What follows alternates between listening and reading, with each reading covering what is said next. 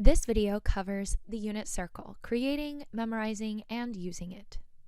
The equation for the unit circle is x squared plus y squared equals 1. The radius of the unit circle is 1 unit. Knowing that the radius is 1 can help us fill in the points on the axes. For the positive x-axis, the xy point is 1, 0. For the positive y-axis, the point on the circle is 0, 1. For the negative x-axis, the circle intersects at negative 1, 0. And the circle intersects the negative y-axis at 0, negative 1. Now let's fill in our radian values for each angle. For the positive x-axis, the initial side, our radian value is 0.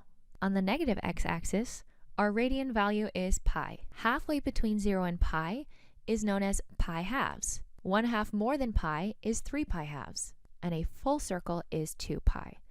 2 pi and 0 are coterminal angles because they share the same terminal side. Let's take a closer look at the first quadrant. This right here is pi over 6. Halfway between 0 and pi halves is pi over 4. And this angle is pi over 3. All the xy points, except the ones on the axes, have a denominator of 2. So we can fill that in right now. I think the easiest one to remember is that pi fourths has the same x and y value. That would be root 2 over 2. Now at pi sixths and pi thirds, our x is 1/2 and our y is root 3 over 2, or our x is root 3 over 2 and our y is 1/2. So we need to figure that out. If you can't remember which is which, go ahead and build a reference triangle. Its base would represent the x value and the height would represent the y value. It's clear that the base is longer than the height. Root 3 over 2 is greater than 1/2, so our base of this triangle, or the x value at this point, will be root 3 over 2, and the y value will be 1/2. Now for pi thirds, we just need to flip those. The x value is 1/2, and the y value is root 3 over 2. We can build the rest of the unit circle just from knowing the first quadrant and remembering the signs of the x and y in each of the other quadrants. Take pi over 6, for example. Pi over 6 is also 6 pi over 6, so if I added pi to pi over 6, I would get 7 pi over 6. The point here in quadrant 3, the x is negative, the y is negative. So we use the same values as in the point for pi over 6, but we make them both negative. 1 pi over 6 less than pi would be 5 pi over 6. The point here has a negative x value and a positive y value. Pi away from that would be 11 pi over 6. Our x is positive this time and our y is negative. For pi over 4, if we add pi, we get 5 pi over 4. Our point here has a negative x and a negative y. Pi over 4 less than pi would be 3 pi over 4. And pi added to 3 pi over 4 is 7 pi over 4. Pi thirds plus 3 pi over 3 is 4 pi over 3. And that point is negative in quadrant 3. 1 pi third less than pi is going to give you 2 pi thirds. 1 pi more than 2 pi thirds will be 5 pi thirds. Look at that. We filled in all the xy points. But it's also really helpful to know what tangent is. Tangent of theta is not the x or the y, it's y divided by x. So for each of these xy points, let's take the y value and divide the x value and fill that in. For pi over 6, 1/2 divided by root 3 over 2 is equal to 1 over root 3 and will rationalize to be root 3 over 3. So at pi over 6, the tangent value is root 3 over 3. At pi over 4, we're going to divide root 2 over 2 divided by root 2 over 2, and you get 1. So tangent of pi fourths is 1. At pi thirds, root 3 over 2 divided by 1/2 is root 3, so tangent of pi thirds is root 3. And the beautiful thing is we can fill in the rest of the values by looking at these 3 tangent values and then looking at the signs of x and y in each quadrant.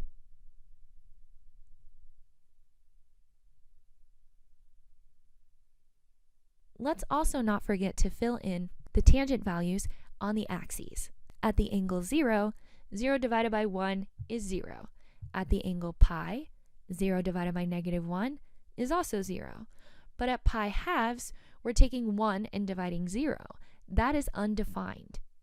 Also, at 3 pi halves, you're dividing by 0, which makes tangent of that angle undefined. Now you've completed the x, y, and y over x values for the unit circle. Let's try using the unit circle to help us find certain trigonometric values. Sine of theta is equal to y over r, but since our radius is 1, then sine of theta equals y on the unit circle. Sine of pi over 6 would be the y value at pi over 6, which we can see is 1/2. So sine of pi over 6 is 1/2. At 0, the y value is 0. So sine of 0 is 0. At 0, the x value is 1. At pi halves, the y value is 1.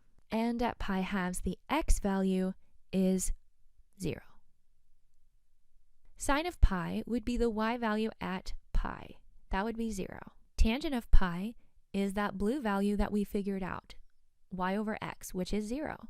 Sine of 3 pi halves is the y value at 3 pi halves, which is -1. Cosine would be the x value at 3 pi halves, 0. To figure out where a negative angle is, instead of going counterclockwise to figure out your angles, you're going to now go clockwise. So to go pi radians in a clockwise direction is actually going to be the same as pi. It's coterminal to pi. And the x value there is -1. Negative pi halves will be pi halves in the clockwise direction. That is equal to 3 pi halves, or coterminal to 3 pi halves. So here, the tangent value of 3 pi halves y over x is undefined. Sine and cosine are the two most important trig ratios. Recall the quotient and reciprocal identities shown here. For example 1, if sine of theta is equal to 3 over 5, and theta is in quadrant 2, find the following values. 3 over 5 is not one of our values on the unit circle, so we can't use that to help us with this problem. But cosecant of theta is the reciprocal of sine. So if sine of theta is 3 over 5, then cosecant theta is 5 over 3. Recall SOH CAH TOA. If sine of theta is equal to the opposite side over the hypotenuse, then we have two sides of a right triangle. We can build that right triangle in quadrant 2. The opposite side is 3. The hypotenuse is 5. So using Pythagorean theorem, we can calculate that the base of this triangle is 4. Seeing that it's in the second quadrant, we'll write -4. Because cosine of theta is equal to the adjacent side over the hypotenuse, cosine of theta here will be -4 over 5. And we don't even have to know what theta is. We just use this reference triangle. Tangent of theta is opposite over adjacent, so -3 over 4. We can also use the unit circle to help us solve trigonometric equations. First of all, cosecant x equals -2 over root 3. Cosecant is 1 over sine.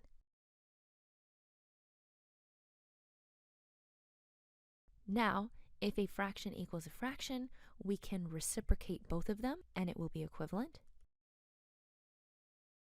Now look at your unit circle, and for what angles is sine, or the y value of that angle, equal to -√3 over 2? On the interval 0 to 2 pi, our answers are 4 pi thirds and 5 pi thirds. Those are the angles for which sine of those angles is equal to -√3 over 2. Cotangent is the reciprocal of tangent. Now I will reciprocate both sides. My unit circle values are rationalized, so let's rationalize the denominator. So for what angles is tangent √3 over 3? Tangent of pi over 6 is √3 over 3, and tangent of 7 pi over 6 is √3 over 3. Let's isolate cosine squared.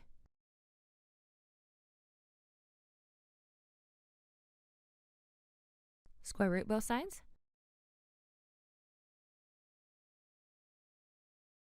And if we rationalized this,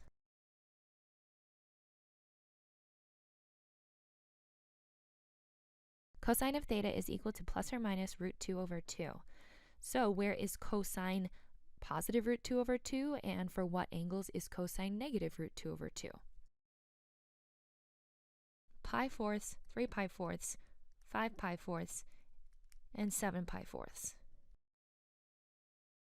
Rewrite in a form which only contains one trig function, then solve for theta on the interval 0 to 2 pi without using a calculator.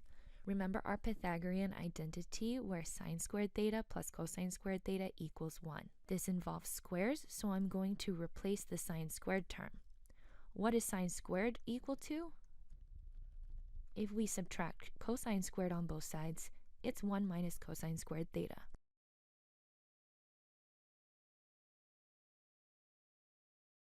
I see that I'm probably going to have to factor this, so I want to make it equal to 0.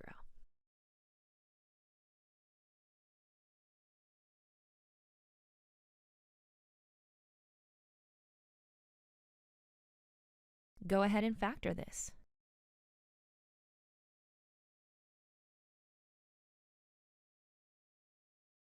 Using the zero product property. And for what angle is cosine or the x value equal to -1? That is pi.